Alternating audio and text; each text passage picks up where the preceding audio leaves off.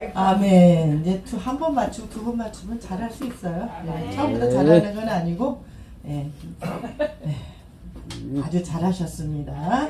아주 잘하셨어요. 이 시간은 우리 서만선 목사님 나오셔서 말씀을 선포하시겠습니다. 두 증인이라는 말씀으로 우리에게 은혜를 베풀어 주실 때에 많은 은혜 받으시기 바랍니다. 할렐루야로 환영하겠습니다. 할렐루야. 할렐루야.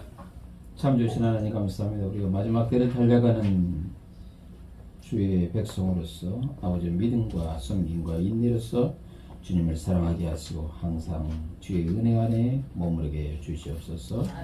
존귀하신 예수 그리스도의 이름으로 기도합니다. 아멘. 제가 오늘 그 투주인 많은 사람들이 사실 여기에 대해서 관심이 많이 가고 있죠. 특히 기독교 안에 있는 이 사람보다도 이단 교주들이 더 많은 관심을 갖고 있습니다. 왜? 자기네들이 투중인데 자기네들이 투중이라고 합니다. 우리 이제 투중인을 우리가 살펴볼 때 많은 사람들이 뭘 관심이 있냐면 두 증인이 누구냐에 대해서 관심을 많이 갖고 있어요. 그렇죠? 그러니까 대부분 뭐 설교하는 사람이나 뭐 하는 사람이나 두 증인이 누구냐. 그래서 심지어는 뭐 모세와 엘리야가 다시 나타나서 두 증인이 된다고 하는데 이건 성경을 모르고 하는 소리고, 실질적으로 우리가 두 증인을 살펴볼 때 두 증인에 대한 누구보다도 두 증인에 대한 사명, 미션이 더 관심이 있어요. 그렇죠? 두 증인이 하는 미션은 뭡니까? 칠흑같이 어두운 세상에 불을 밝히는 거예요. 생명의 빛을 밝히는 것이 두 증인의 미션이고 사명입니다. 그런데 오늘 이게 말씀을 보게 되면 이 두 증인에 대해서 그 마지막 때 하나님께서 두 증인을 누군가를 세웁니다. 지구촌에서 누군가 두 명을 세워. 뭐 혹시 여러분 중에서 될 수도 가능성은 있다. 응? 0.01%도 있어요? 있는 거니까요. 있습니다. 아멘. 있어요. 그런데 이들을 세울 때 주님께서 분명히 그냥 세우는 건 아니고 준비시켜서 세운다. 뭐 하기 위해서? 준비시켜서 세운다. 우리가 열왕기상 17장 1절을 보게 되면 엘리야를 통해서 그걸 살펴볼 수가 있어요. 바로 디셉 사람 길르앗에서 우고하는 디셉 사람 엘리야라고 했죠. 길르앗에서 우고하는 디셉 사람 엘리야. 그 엘리야가 갑자기 혜성처럼 등장해서 아합한테 이런 당돌한 선포를 합니다. 앞으로 내 말이 없으면 수년 동안 이스라엘 전역에 우로. 그러니까 비뿐 아니라 이슬조차까지도 없다는 얘기예요. 그냥 씨가 마른다는 얘기예요.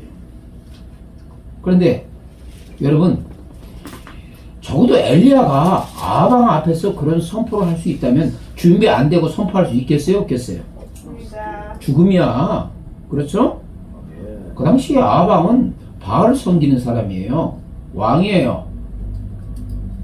사람을 죽이고 살리는 것은 아주 그냥 자기 갖고 있는 권세를 써 얼마든지 할 수 있는 왕이에요. 그런데 그 우상을 섬기는 왕 앞에서 그러한 선포를 한다는 것은 죽기를 각오하는 부분이에요. 그렇다면 바꿔 표현하면 엘리야는 준비했다 안 했다? 그동안에 기도의 자리에, 말씀의 자리에 깊이 들어가서 그런 준비를 한 거예요. 그러니까 주님께서 그 엘리야를 붙들고 쓰신 겁니다. 근데 하나님께서 엘리야를 통해서 그 갈멜상 선생에서 그 바알 선지자 450명하고 같이 최종적으로 싸우기 전에 또 더 훈련을 시켰어. 언제? 그거 하고 선포하고 나서 어디서? 그리시니까에서. 제가 봤을 때는 그리시니까에서 엘리야가 저도 머물 시간이 한 6개월 전후 정도 머무르지 않을까 그런 생각이 듭니다. 그리시니까에서 엘리야가 하는 일이 다른 일이 있어요? 없어요? 없어. 오직 뭐요? 기도의 자리에 들어가는 거예요. 그러니까 기도 자리도 확실하게 어디 전념해서 기도의 자리에 들어가는 거예요. 근데 하나님께서 볼 때 그것도 부족한 거야. 그래서 하나님께서 또 훈련시켜. 어디로? 시돈에 속한 사르밧 지방에 가서 엘리야를 또 거기서 훈련을 시킵니다. 아마 그 기간이 대략 한 3년 안팎 정도는 되지 않을까. 근데 이 시돈 땅은 어때요? 그 당시에 시돈 땅은 엣바알이라는 그 시돈 왕. 엣바알은 누굽니까? 바로 제사장 출신 왕이에요. 그 왕이 통치하는 거예요. 그러면 그 도시는 어때요? 바알과 아세라의 그 우상이 아주 왕성한 도시였어요. 바로 거기서 엘리야는 무려 몇 년 동안 한 3년 안팎 그 긴 기간 동안에 확실한 훈련을 받은 거예요. 그 훈련을 받았기 때문에 엘리야가 갈멜산 선행에서 바알 선지자 450명을 했을 때 죽기를 각오하고 영적 싸움을, 영적 전투를 벌였었던 거예요. 그렇다면 마지막 때 하나님께서 세우신 이 두 증인은 적어도 엘리야와 버금가는 훈련을 시킬까요? 안 시킬까요? 시켰어요. 그냥 바꿔 표현하면 여러분들이 그 훈련을 지금 열심히 받고 있으면 가능성이 있어요? 없어요? 근데 안 받으면? 없는 거야. 그래도 우리는 감사하게도 뭐예요? 주사랑 예우체에서 지금 훈련 받고 있어요? 없어요? 그렇죠. 가능성이 있어 없어? 있습니다. 아, 이거 가능성이 있다. 그래서 훈련 반드시 해야 된다. 자, 그래서 우리는 이제 이 두 증인에 대해서 관심 있는 것은 항상 뭐냐? 왜 하나님께서 두 증인을 마지막 때 세웠는가? 그리고 그 당시에 시대적 상황은 어떤가? 칠흑같이 어둡다. 두 증인의 그 사역하는 기간 언제? 1260일. 그렇죠? 1260일. 3년 반이라는 기간 동안 사역을 합니다. 저렇게 하는 그래서 그 기간에서는 결코 세상은 녹록지 않다는 얘기예요. 복음 전하는 데 있어서는 만만치 않다는 얘기예요. 두 증인이 그런 칠흑같이 어두운 세상에서 그 어둠 속에서 빛을 밝히는 사명을 감당했다. 그런 사명을 감당해서 어떤 자세가 필요합니까? 충성됩니다. 뭐에 대해서? 충성. 그래서 주 앞에 서 있는 두 감람나무와 두 촛대라고 얘기하잖아요. 하나님 앞에서. 충성됨에 대해서는 우리가 익숙한 구절이 있죠. 바로 라오디게아 교회에서 주님께서 보여주신 이미지. 그 뭡니까? 충성되고 참된 증인이다. 충성되고 참된 증인이다. 하나님의 창조의 근본이신 주님. 부분이죠. 충성됨. 그러니까 두 증인뿐 아니라 하나님께서 우리에게 마지막 때에 살아가는 우리 주의 백성들에게 요구하시는 건 뭐예요? 충성됨이에요. 어떻게 그럼 충성됨으로서 살 수 있겠어요? 자기 부인해야죠. 자기 십자가 있어야죠.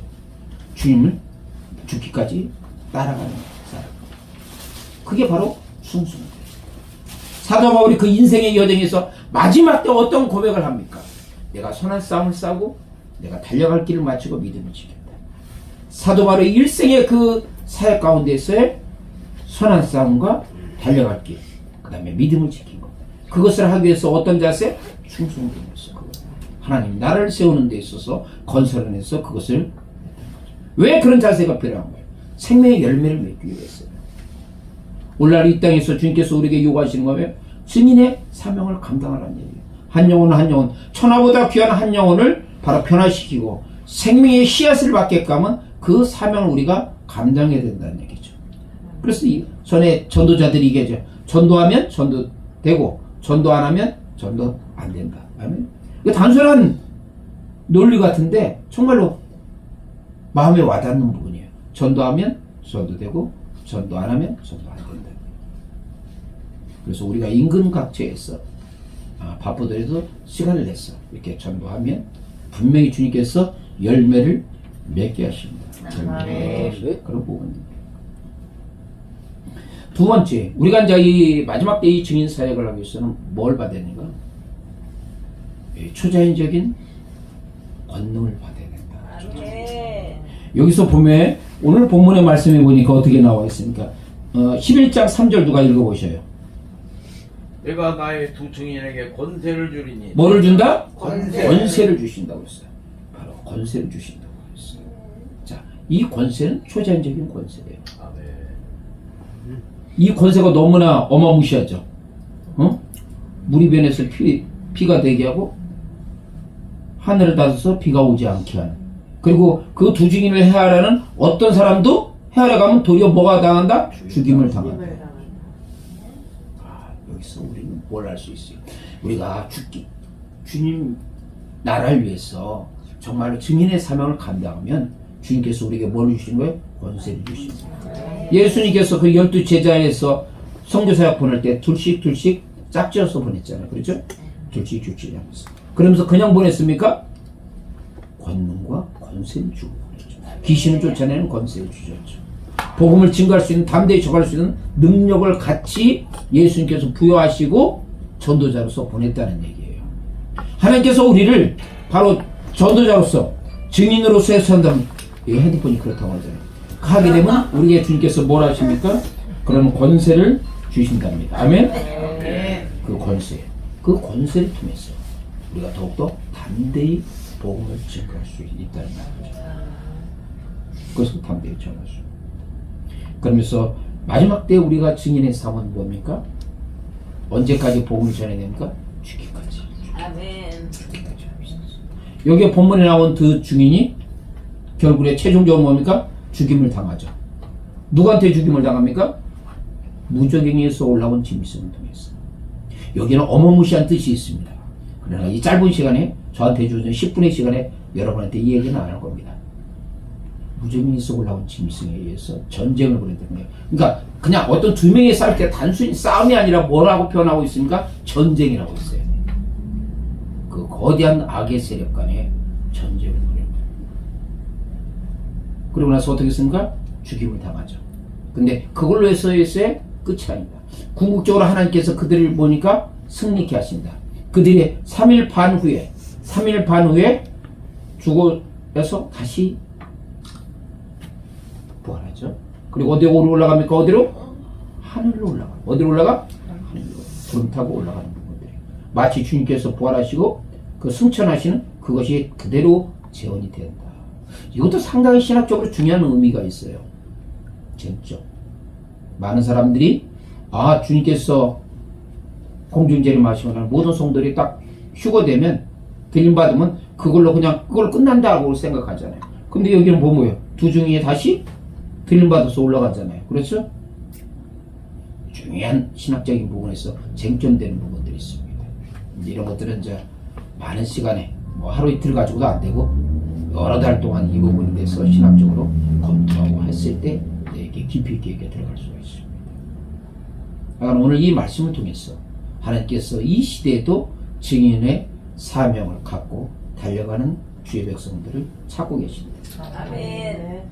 열심히 하다 보면 그 중에서 하나님께서 하나님 마음에 드는 일꾼들한테 이 두 증인의 사명을 맡기신다. 아멘. 여러분들은 그 두 증인의 증인이 될 수 있다 없다?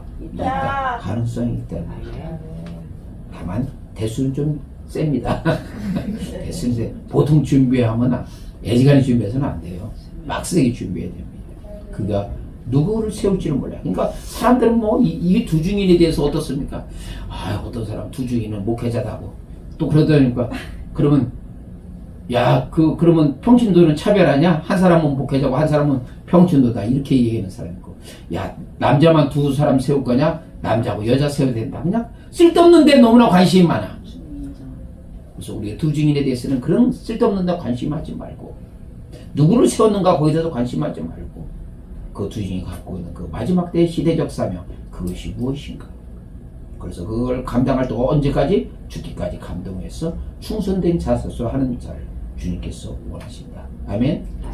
이것을 통해서 두 증인이 오게 되면 이 두 증인에 대해서 우리의 생각이 상당히 건강성을 갖고 있다는 거죠. 그렇죠? 격결로 빠져 안 빠져?